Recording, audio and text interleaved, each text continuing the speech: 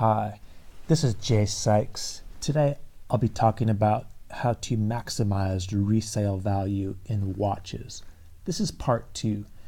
Now, if you have not already, please go check out part 1, which talks about some specific watches to buy. This part 2 is talking more about the selling.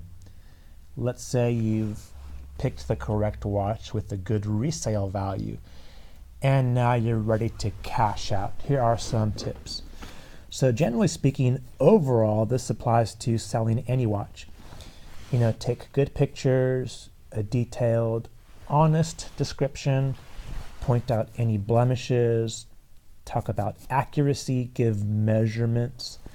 You want to avoid dealers. You're trying to sell to the end user. The dealers need to make a profit, so they're not going to pay you market value.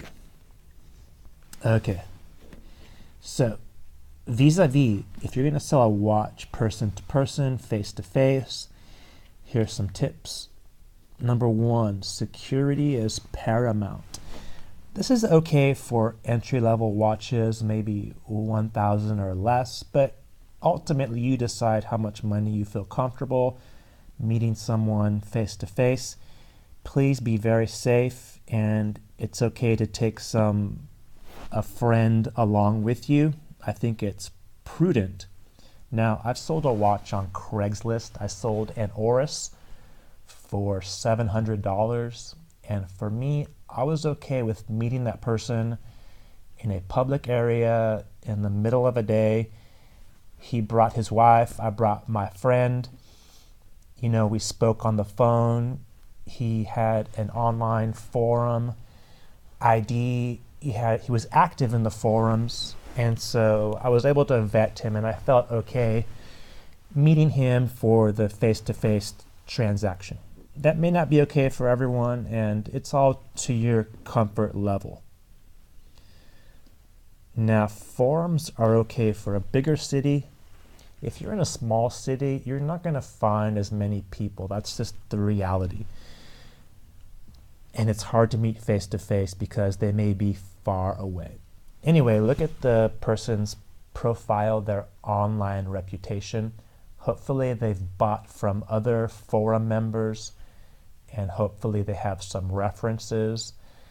Now, you may have some people disguise themselves as end users when in reality they're dealers. But if you know the market value of your watch, stick to your guns.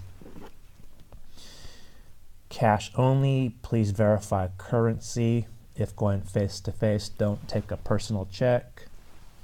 You want cash in the hand. And that goes back to the previous point about, think about a dollar limit that you're okay with handling in person. Be prepared to walk away if anything becomes uncomfortable.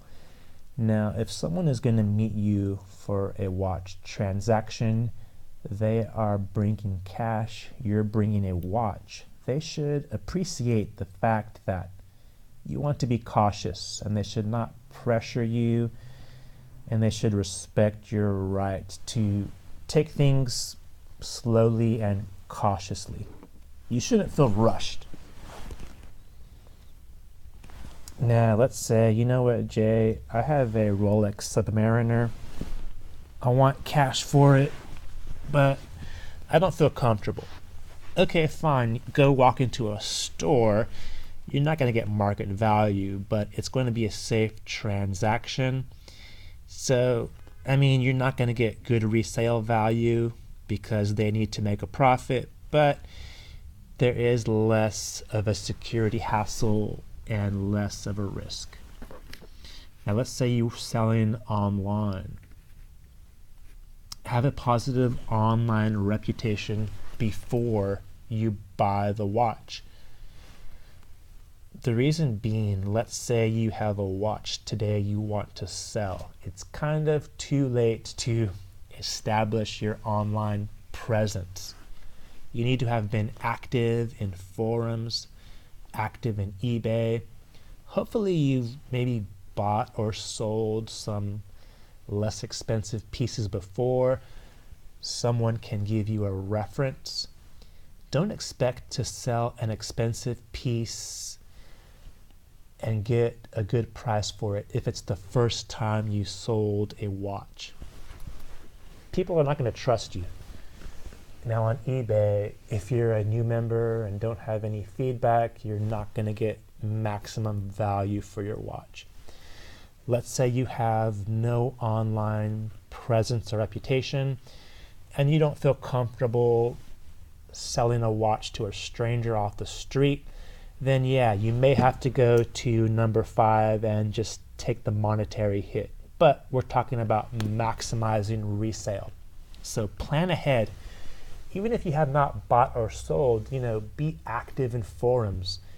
Have a YouTube channel. People want to have some kind of connection with you. Number 2, scrutinize buyers. Avoid anything suspicious. Get paid first. Don't accept a check after you've mailed the watch. Look at your buyer's online reputation in the forums, on eBay, and really do your homework. Call them in person, on the phone.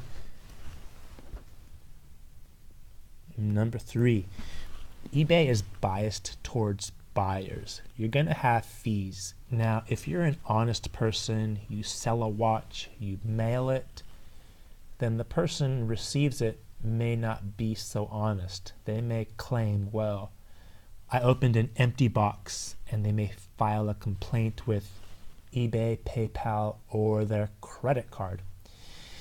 You may be screwed because PayPal is biased towards the buyer, credit card companies as well. Now, it is fraud on their part, but in the end, you're going to be screwed. So if you're selling online, please make sure your buyers have decent feedback. Hopefully they're in your same country.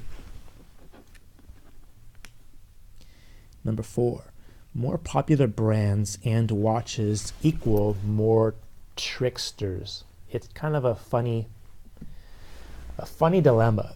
Now, the most desirable watches will have the best resale value, but they're also going to attract more tricksters and con artists. So please be aware of that. So I recommend for maximizing resale in watches, start with a lower end watch first, just to get a feel for it, and then gradually work your way up.